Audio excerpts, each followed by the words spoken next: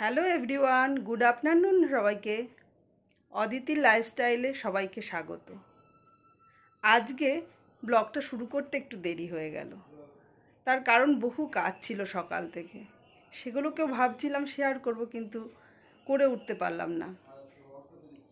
আজকে অ্যামওয়ে বিজনেসে একটা বড় সেমিনার আছে। আমরা দুজনাই অ্যামওয়ে বিজনেসের সঙ্গে যুক্ত বহু বছর ধরে। তাই আমার হাজব্যান্ড এখন সেমিনারে যাবে, সেই কারণেই আমি খুব ব্যস্ত ছিলাম। তো এখন সে যাচ্ছে, সেটা আপনাদের দেখাচ্ছি। বেরোচ্ছি, নাম যাচ্ছি।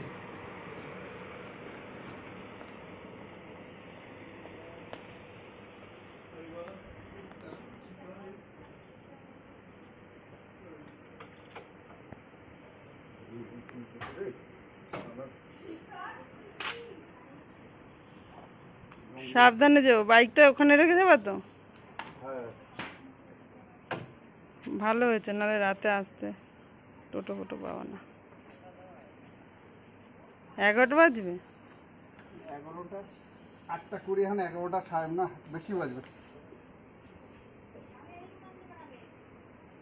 আজকে সারাদিনই ব্যস্ত।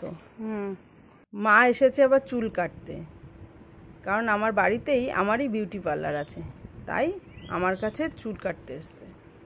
কারণ মা উত্তর ভারত একটু ট্যুরে যাবে, তো তাই একটু বেশি আগে করে চুলটা কেটে নিলে পরে চুলটা সুন্দর লাগবে, সেই কারণেই এসেছে। যাই, এবার মাকে চুলটা কেটে দিই। মেয়ে ডিউটিতে যাবে, তো সেই কারণে এবার মেয়ের জন্য একটু টিফিন বানাবো, রাতে যাতে খেতে পারে সেই জন্য। প্রথমে কড়াইতে আমি পেঁয়াজ ফোড়ন দিলাম, কারণ আজকে একটু ডালিয়া বানিয়ে দেবো ভেবেছি। ও রাতে বেশি ভারী খাবার খায় না, নাইটে জাগতে হয়, তো সেই কারণে। পেঁয়াজ ফোড়নটা ভাজা ভাজা করার পরে তারপরে আমি ওর মধ্যে ডালিয়াটা দিলাম, তারপর লঙ্কা দিলাম, মশলা দিলাম, জিরের গুঁড়ো, ধনের গুঁড়ো, এসব দিয়ে আমি কষিয়ে নিয়ে তারপরে ওর মধ্যে জল দিয়ে দিলাম।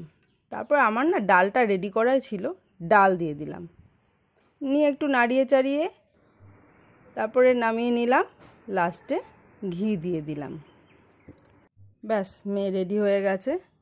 এবার আগিয়ে দিয়ে আসি, মেয়ে একটু ঠাকুরের সামনে নমস্কার করে নিচ্ছে।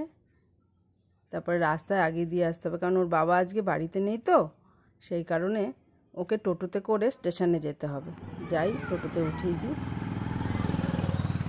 যাই, এবার যোগা ক্লাসে যেতে হবে, অনেকক্ষণ ধরে স্টুডেন্টরা এসে বসে আছে। তোমার নামটা বলো। অরিত্রা কুন্ডু। আমার নাম রূপেশ ভুইয়া। আমার নাম আশফার কুন্ডু।